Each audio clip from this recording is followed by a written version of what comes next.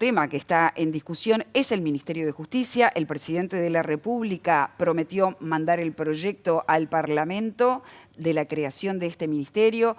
Un ministerio que estaba en parte de los programas de los partidos de la coalición de gobierno, así como del Frente Amplio. Parecía haber un acuerdo, ahora de repente no hay ni acuerdo dentro del oficialismo ni acuerdo dentro de la oposición. El nombre Jorge Díaz está en el medio de este debate. La oposición rechaza la hipótesis de que Jorge Díaz pudiese ocupar ese lugar como punta del iceberg de este Ministerio de Justicia. Ayer estuvo con nuestros compañeros de Noticias 5 y estuvo Jorge Díaz hablando de la importancia de crear este ministerio y esto era lo que decía.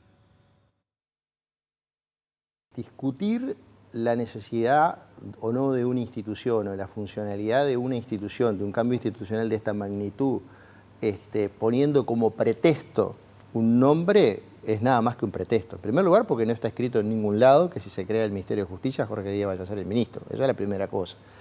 Lo segundo, a mí eso no me preocupa tanto, porque creo que es una discusión, es colocar el listón de la discusión en un nivel muy bajo, prácticamente en un nivel de zócalo. Lo que sí me preocupa es algún otro tipo de afirmaciones que realmente tienen errores conceptuales. Por ejemplo, se dice, la creación de un Ministerio de Justicia afecta la República, la democracia y demás. Yo le puedo decir que en los 4 países del Mercosur existe el Ministerio de Justicia. En los países de América Latina, a excepción de Uruguay, y bueno, la otra excepción creo que era, bueno, no recuerdo ahora el país, que se creó ahora. En Europa existe en Portugal, en España, en Francia, en Italia, en Alemania, en el Reino Unido, que se acaba de crear, se creó en el 2005. Es decir, en el mundo occidental o en las democracias occidentales, en la enorme mayoría de los países existe el Ministerio de Justicia y yo no creo que ninguno de las personas que dicen que la creación de un Ministerio de Justicia en Uruguay podría afectar la separación de poderes, sostenga que algunos de esos países, muchos de los cuales son democracias plenas, y muchos de los cuales están primeros en los rankings del funcionamiento del Estado de Derecho, se atrevan a sostener frente a esa gente que esto afecta la separación de poderes, la democracia o el Estado de Derecho. En algún momento estaba dentro del programa del Partido Nacional. Javier, buen día, un gusto recibirte. Placer, Gabriela, Nicolás y Caro. Muchas gracias por la invitación. Primera vez que comparto la mesa con ellos dos. Contigo sí, Gabriela. Claro, claro, durante muchos años. Javier, ¿por qué ese cambio tan rotundo diciendo con fuerza nosotros no lo vamos a votar cuando ustedes consideraban hace algunos meses que sí? Vamos por partes, de lo menos importante que lo personal a lo más importante que lo colectivo, los partidos. Exacto. Yo no comparto la existencia nunca de los partidos. Pero los programas partidarios, como todo partido, son colectividades que se integran por diferentes sensibilidades, opiniones, y yo soy respetuoso. Primera cosa, el Ministerio de Justicia no es nuevo en el Uruguay. Ustedes son muy jóvenes. La dictadura creó el Ministerio de Justicia. Creo que fue el acto institucional número 3 de los dictadores de turno. Muy mala memoria tiene el Ministerio de Justicia. ¿Y por qué se creó en dictadura? Porque justamente era la anulación de la justicia independiente, era la cooptación de los jueces y de la independencia de la justicia por parte del más poder político, de la dictadura, del poder ejecutivo, mejor dicho, que en el momento era un poder ejecutivo de dictadura, militar o cívico-militar, como quieran llamarle. Y lo otro que entiendo es que, ¿cuál es la razón? Porque todo tiene que tener una razón. Es decir, crear ministerios, yo pregunto, estamos acá en Boulevard Artigas y en Canal 5. ¿Ustedes se cruzaron con alguien, ya no digo hoy ni ayer, en el último año, de eso que te cruzás en la feria, ¿no? En el almacén, en la feria del súper, que diga, che, Ministerio de Justicia, ¿conocen a alguien? Pero ahí ese argumento es otro, ¿no? Vos ahí estás planteando que se asemeja mucho a lo que dice el MP, que dice, bueno, no es prioridad. Termino claro el razonamiento. ¿Por qué no hay nadie que lo diga? Yo no lo estoy diciendo porque sea el grito, porque todo tiene que tener un porqué. Y no hay ninguna razón. La gente se empodera de algo cuando hay razones. Se necesita esto por esto. Yo pregunté, ¿por qué razón se necesita? ¿Es necesario más ministerios? ¿Es necesario más gasto público, más cargos políticos, más burocracia? Eso es lo que necesita el Uruguay. El INR, porque el Ministerio de Justicia, ¿cuál es tiene que haber una razón, ¿no? El INR, actualmente el gobierno prevé que el INR dependa del Ministerio del Interior, ya sabe que es del Ministerio del Interior que va a depender. Es decir, si no fuera porque se quieren crear más cargos políticos y más burocracia, no hay ninguna razón. Y Javier, ¿y se por qué necesita más institucionalidad en Uruguay. Yo creo que se requiere menos burocracia, menos gasto público y menos cargos políticos. Javier, y esa pregunta vale también para el Partido Nacional? ¿Por qué querían crearlo? Pues yo te decía... ¿Que perdiste esa lucha interna? Desde el punto de vista... los programas, como te decía, son sensibilidades. ¿Y por qué el Partido Nacional creía que era bueno hacerlo? Si uno escucha, bueno, yo no soy el adecuado para contestarlo porque Bueno, estaba en contra. Sos un senador del Partido Nacional. Sí, pero tenía posición contraria, entonces no te puedo decir por qué es bueno cuando yo estoy en contra. No, pero ¿cuáles eran los argumentos? Si fuera ese argumento, también Topolaki o Sancho deberían contar por qué estaban en el programa de Frente Amplio, no sí, comparte. sí, cuando vengan las se lo circunstancias son las circunstancias. Tengo que usar un argumento como si hubiera estado a favor. Como dijo Lula una vez, no cambié yo, cambiaron las circunstancias. Pero vos decís que cuando yo no lo comparto por razones de forma y de fondo, porque no creo que haga necesario un ministerio más en Uruguay, que haya falta más cargos políticos que pagamos todos los contribuyentes, que haya necesidad de más institucionalidad, y porque creo que el Uruguay tiene una suficiente, solvente y poderosa institucionalidad como para, si es necesario, hacer depender de esa institucionalidad organismos que se crean, que se crean o que existen. No creo que haga falta un ministerio de justicia, porque aparte, cualquier dependencia, aún sea administrativa, de un juez, de un organismo que no sea la justicia, crea dependencia política, aún sea administrativa. No, la independencia técnica no se habla. ¿Por qué no lo planteó en campaña?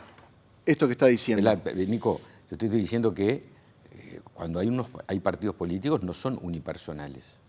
Bien, pero podría haber dicho en medio de la campaña, entonces, yo discrepo con esta propuesta. El Partido Colorado... Tengo un partido político y tengo una opinión personal y no tiene por qué es lo que ser está haciendo el Frente hoy. Está marcando diferencias. Me interesa, Nécaro, es la demás posición. Yo te digo cuál es la mía. Entonces, esta es la posición.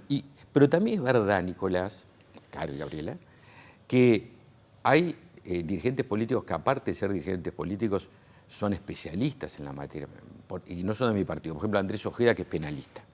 Y Andrés tiene una opinión técnica, académica, favorable al Ministerio de Justicia. Pero Andrés dice, pero en estas circunstancias creo que no hay garantías. Es decir, adecuémonos a las realidades.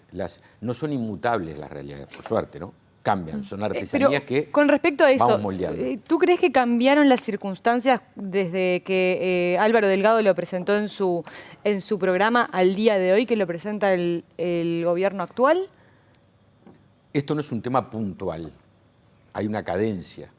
Y esto arranca con la modificación del Código de Proceso Penal, que yo creo que ha demostrado carencias desde el punto de vista formal y sustantivas muy importantes. Después vino la Fiscalía. Yo voté la Fiscalía. Miren, esto viene bien a cuento. Y también la reforma del Código del Proceso Penal también la votó. Sí, pero mira qué interesante, interesante para mí.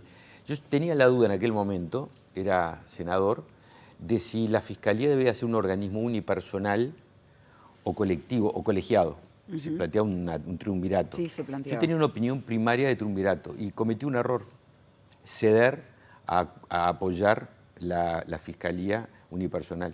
Incluso lo planteé el día que se discutió en el Senado. Dije, mire, yo tengo un dilema porque me parece que una Fiscalía unipersonal, que fue lo que se consolidó, y yo voté, porque no me equivoqué en el razonamiento. Debía haber sido más firme en sostener un triunvirato. Es una concentración de un poder sobre una persona, sea quien sea, y si aparte la persona, que no está bueno. El triunvirato permite, como la Suprema Corte de Justicia, son 5. O sea, no, porque se politiza. La justicia son 5 ministros y funciona históricamente muy bien. Salen con venia y yo no he visto que alguien acuse de politización en la Suprema Corte de Justicia porque sean 5. Ese es el argumento que se usaba. Si son 5, requieren venia y se politiza. Bueno, me equivoqué. Entonces decía, Código de Proceso Penal, Fiscalía de Corte, y más reciente en el tiempo, por ejemplo, en la discusión del presupuesto, la Secretaría de Litigios en manos de la Presidencia, es decir, concentración de decisiones unipersonales en el sistema de justicia o en la capacidad de meterse en la investigación personal, etcétera, sin las garantías procesales necesarias. Y ahora, Ministerio de Justicia. Yo paso raya a esa ecuación, me dice, es peligroso que el sistema de justicia esté o vinculado a decisiones unipersonales o que no tengan las garantías necesarias en la independencia. Y yo creo que la justicia tiene que tener independencia. Ese es el trípode que funciona en nuestro sistema republicano. Poder legislativo, ejecutivo y judicial. Si el judicial pierde independencia, aunque sea administrativa, la República sale herida. Ese es el razonamiento. Creo que es legítimo. Pero ¿cómo se sostiene la credibilidad de la coalición republicana que presentó esto como una propuesta de campaña y que ahora, ahora siendo oposición, la rechaza? ¿Cómo se sostiene? ¿Qué pasa si... Esto quiere decir que dentro de 5 años hay elecciones de vuelta y supongamos que la coalición vuelve al poder. No lo podría presentar, no debería presentarlo. Carolina, no hagamos perspectiva en este caso. No es un tema de credibilidad, me parece a mí de credibilidad, porque podría, entonces eso descalificaría al secretario de la Presidencia o a Topolansky, que dijo que bueno, que ellos lo llevaron, que lo impulsan, ahí es peor todavía, porque hace 72 horas que presentó el proyecto el presidente de la República, el proyecto no, la idea, el proyecto todavía no llegó, que el presidente de la República hace 72 horas presentó y dijo que va a llevar un proyecto de Ministerio de Justicia.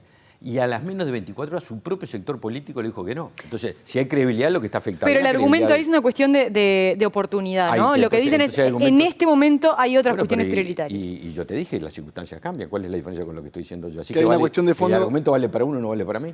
Javier, hay una cuestión de fondo que estás planteando que es antirrepublicano. No es lo mismo decir hay un tema de oportunidad que es antirrepublicano. Yo te dije, hay gente que está de acuerdo, técnicamente te nombré incluso senador, que están de acuerdo académicamente y dice, pero esta circunstancia no estoy de acuerdo. Yo tengo otra vía de razonamiento por la cual llego a la misma conclusión. Creo que tengo derecho a tener esa interpretación, ¿no? Cuando hablas de en estas circunstancias, ¿cuánto juega el nombre o la hipótesis de que Jorge Díaz pudiese estar a la cabeza de este ministerio en tu evaluación, Javier? Tenemos temas más importantes que Jorge Díaz, me parece. Pero contéstame la pregunta, por favor. favor. Sí, bueno, pero agradezco la pregunta. ¿Juega o pero no juega? No personalizo ¿No se personaliza? No, porque si no porque se ha dicho explícitamente, incluso desde tu partido. No, yo lo que dije, lo que uno puede decir, bueno, y aparte esto tiene un condimento de que hay uno que quiere y dice esto para mí. Pero la democracia es mucho más importante que una persona. Vamos arriba.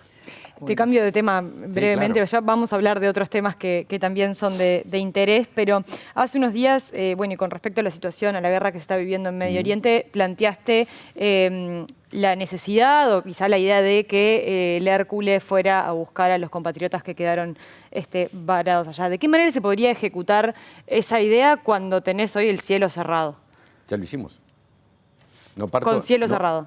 En medio de una guerra. Pero nosotros lo hicimos en el medio de una guerra. Si querés, tengo las filmaciones, los misiles pasando por arriba del Ben Gurión, del aeropuerto de Tel Aviv, donde está nuestro Hércules, subiendo en los compatriotas de Estado. No hay ninguna. Lo planteé, Carolina, porque tengo la experiencia, no tengo yo, lo tiene yo desde el punto de vista político, de la responsabilidad política de la decisión, desde el punto de vista profesional, unos fenómenos que son las tripulaciones de la Fuerza Aérea Uruguaya, unos fenómenos. Te cuento cómo es el hecho. Cuando el 7 de octubre del 23 Hamás invadió Israel y cometió el atentado que todos conocemos,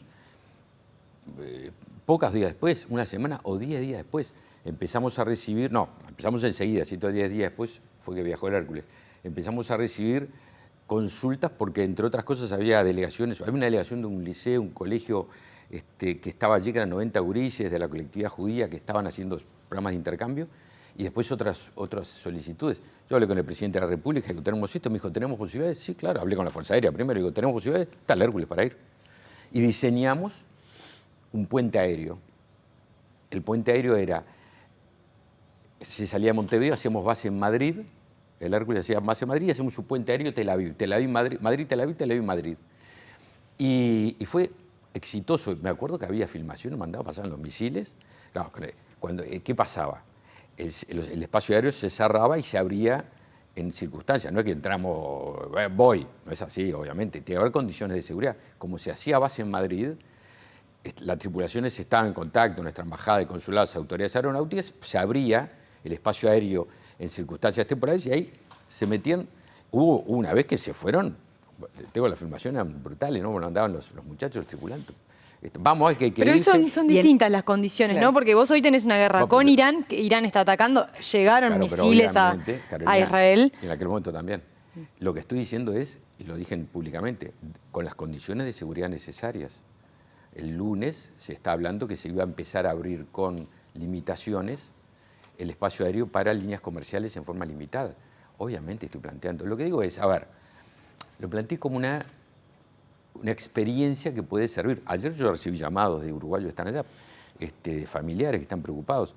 Si se están dadas las circunstancias para facilitar el retorno y sacar del área de guerra a uruguayos garantizando su seguridad y su integridad, ya lo hicimos.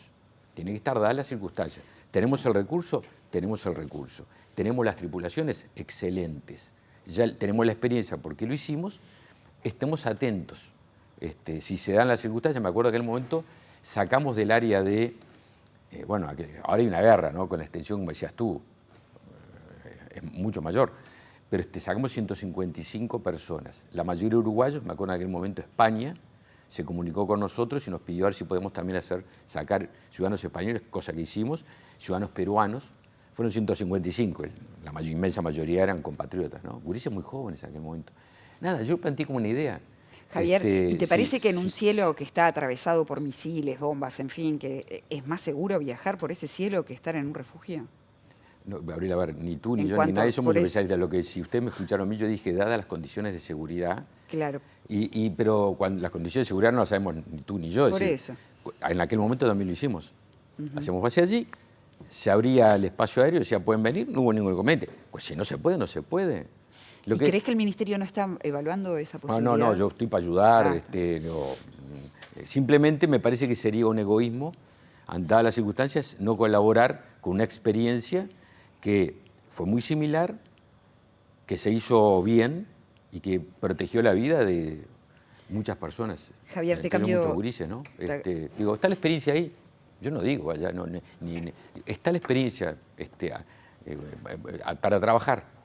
Javier, te cambio de tema. Hace algunas horas, 48, hubo una reunión de la coalición, esta vez en la sede del Partido Colorado. Ahí llegaron algunos acuerdos, llegaron a un documento común que le trasladan al presidente de la República. ¿Es momento de que la coalición de gobierno avance en una institucionalidad? La coalición republicana. Sí, la coalición No, está bien. de oposición. Estamos haciéndolo dentro de la autocrítica sobre las cosas a mejorar que yo me planteo. La coalición fue una institución política muy joven.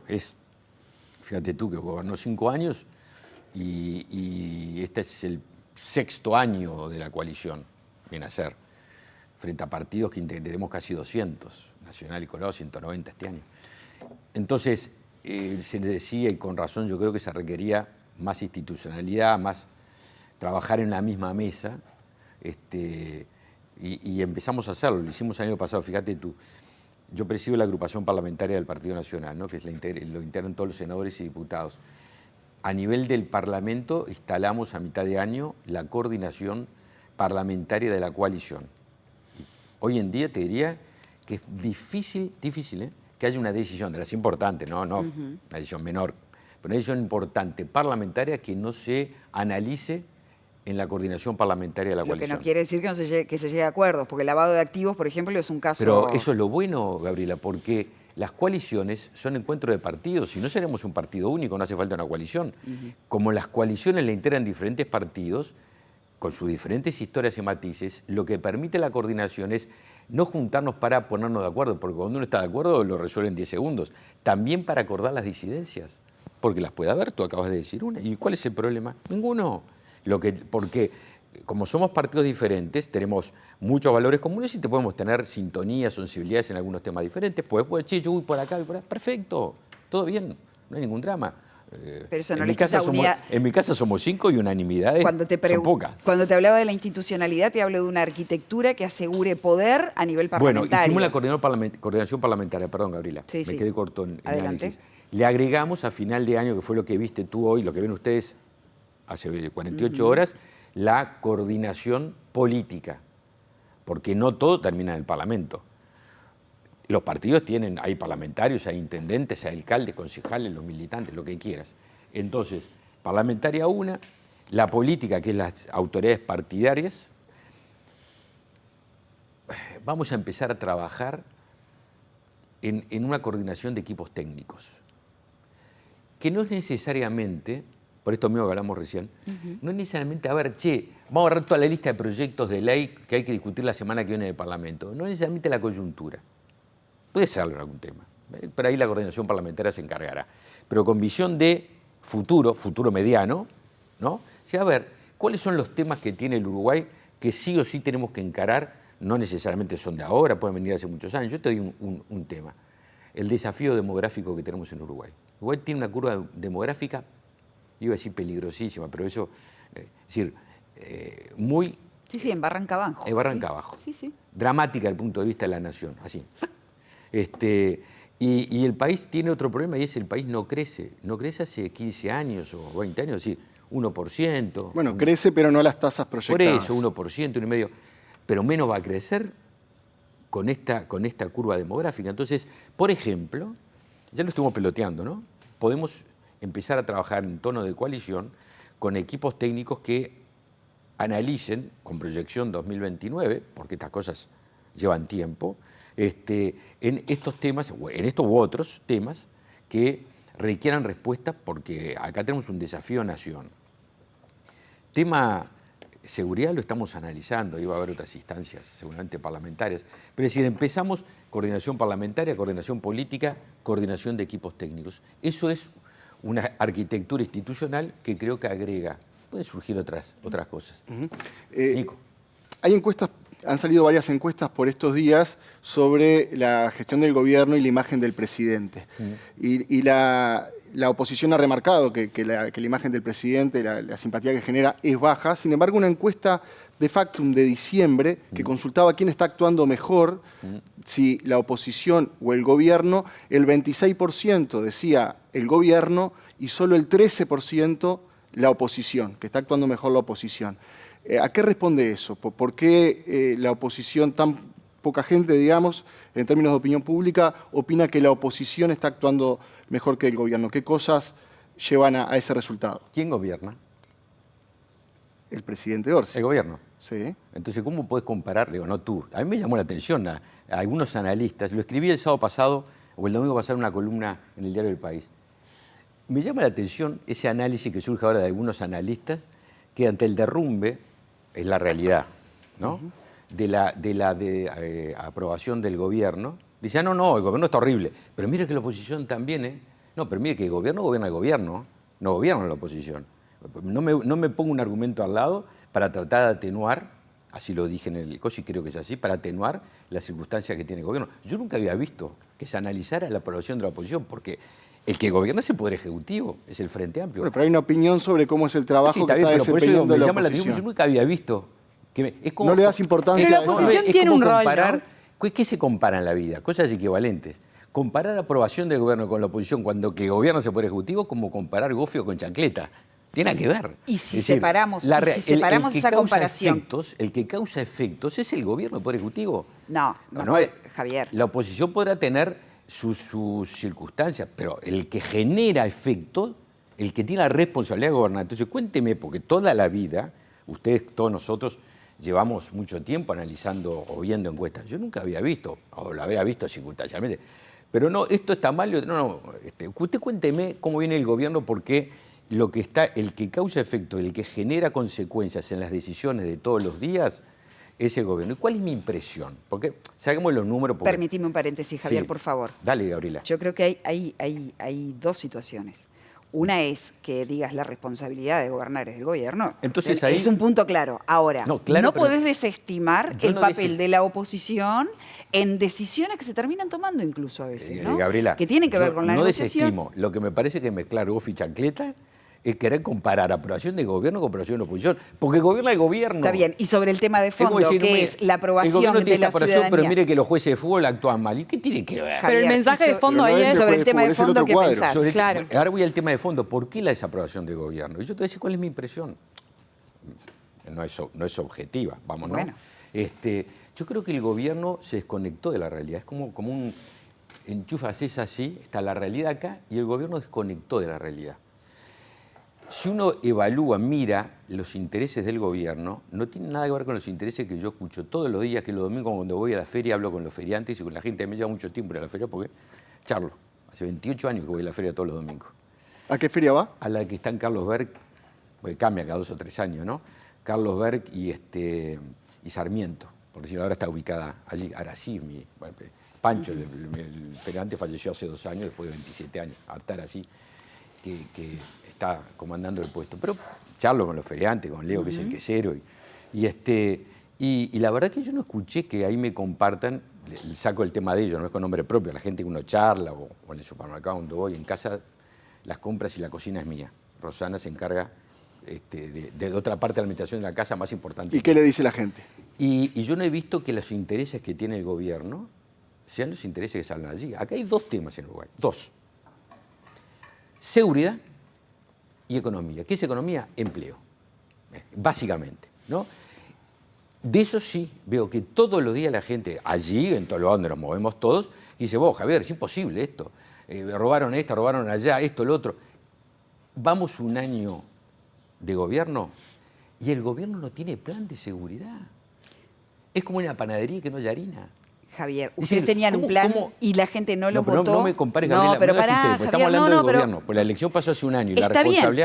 pero y cierro ustedes la tuvieron frase, 5 años, si vos- Javier, con Gabriela, un plan vos no y no caigas- funcionó. Entonces, a ver, Gabriela, tú no caigas en Pone- lo que caen los analistas, que decís, esto está mal, pero el otro también. Vamos a analizar no, el pero gobierno actual. cuando tenemos que Vos analizar, permitime. tenemos que ver todo pero el panorama, Yo te voy a ¿no? pedir que tú me permitas Sí, desarrollar esto, por porque si no es supuesto, y es un imposible. gusto irte. El que Adelante. gobierna es el gobierno. Si querés un día venimos y charlamos de la oposición, pero si cada vez que hablamos de gobierno, usted me dice, pero la oposición, uno siente como que quieren, no ustedes, otros, licuar la responsabilidad del gobierno. El gobierno tiene que asumir todas las responsabilidades, en las verdes y en las maduras. Entonces, hoy lo que yo veo, el problema principal es la inseguridad pública, la violencia y la criminalidad. Muchos de ellos, o gran parte de ellos, atado al tema narcotráfico. Llevamos un año, y no hay plan de seguridad. Es decir, es una cosa insólita. Hicieron un retiro espiritual durante un año.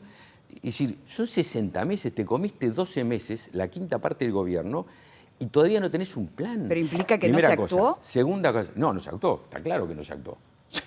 Pero Hubo Javier, récord de incautación. Sí, hubo- no, récord hubo en la pasada. Pero digo, Bueno, Gabriela, termino eso. Seguridad. El otro tema es el laburo. Pero, la y ahí, gente, Javier, nosotros perdóname que te vamos corte. enterando. Dame Carolina, un déjame segundo. hacerte un favorcito nomás. Porque si no es muy difícil. Porque si uno quiere desarrollar una idea y la cortan, está bravo la mano. Bueno, dale, yo sé que ustedes termina. son buenos periodistas y son incisivos, pero el que responde tiene que tener unos segundos para responder. El otro es el laburo. Y ustedes informan, y lo hacen muy bien, cuando una fábrica, como ha pasado en las últimas semanas, que prácticamente es toda la semana, quedan 100 uruguayos sin laburo, etcétera, pero en la panadería, en el comercio, ahora cuando queda uno nadie se entera y se quedan. Es decir, estamos en complejos, es decir, desde el punto de vista del trabajo, de la inversión, estamos complejos. Y ahora con lo que está pasando en el Medio Oriente, las circunstancias se pueden agravar. Estos 2 temas yo no veo que estén en el interés político del gobierno todos los días. Creo que gastan tiempo en otras cosas y el resultado, y ahí cierro la frase, el resultado de esas encuestas es esto. La gente dice, este es un gobierno que no acciona. Pero los datos no avalan lo que estás diciendo en ¿Cómo así relación te al parece?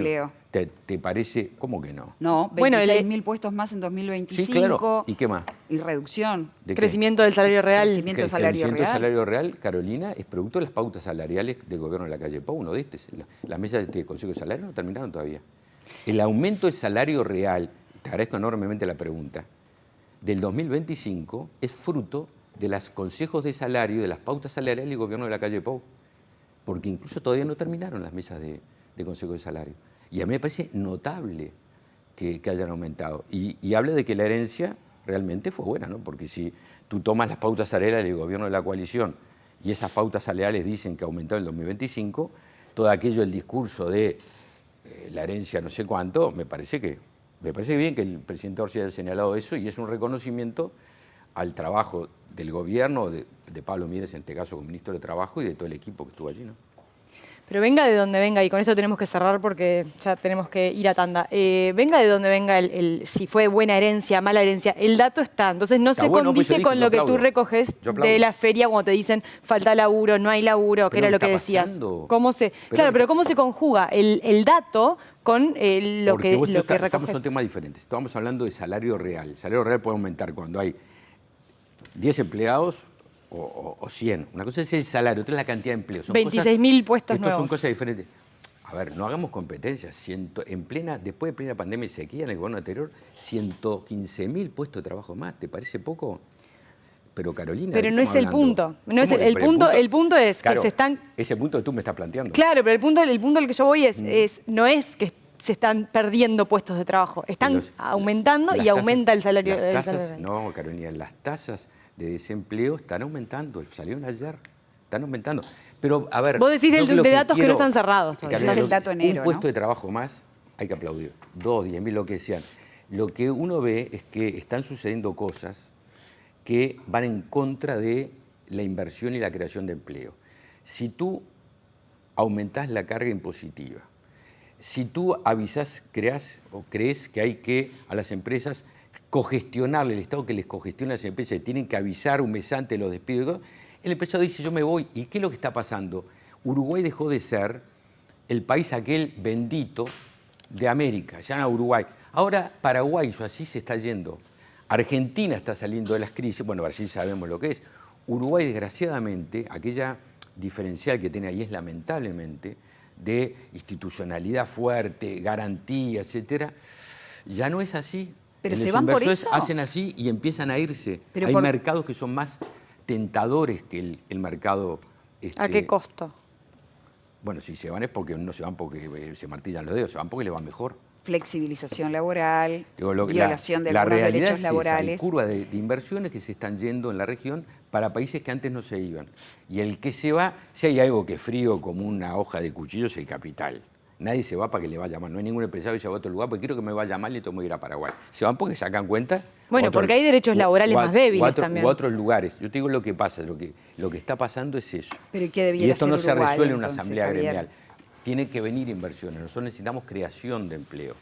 No que que haya inversiones que podrían estar aquí y se van a otros lugares. Yo quiero tenerlas. Si las señales que se dan desde el Poder Ejecutivo son contra las condiciones necesarias para la creación de empleo, no es una buena noticia. Esa es la realidad. Nos tenemos que ir. Estuvo picado, ¿no? Vamos. Y no hablamos de Cardama. Y no hablamos de Cardama. Nos quedaron varias preguntas de Cardama. Seguimos otro programa. No sabés el griterío que tengo acá, y con razón.